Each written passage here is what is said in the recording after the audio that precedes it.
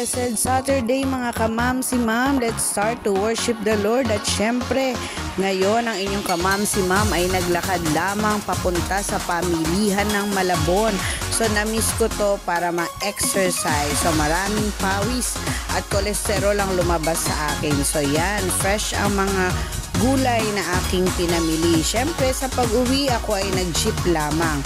At inayos ko na ang aking mga pinamili sa freezer for 1 week. Ang ulam namin ngayon ay fried pampano. Siyempre, sinamahan ko yan ng fried talong. May sibuyas, may kamatis, meron din pong adobong tahong. Salamat sa aking sponsor. At siyempre, malamig na sago at kulaman para sa ating lunch for special Saturday. Thank you, Lord, for all the blessing. God bless everyone!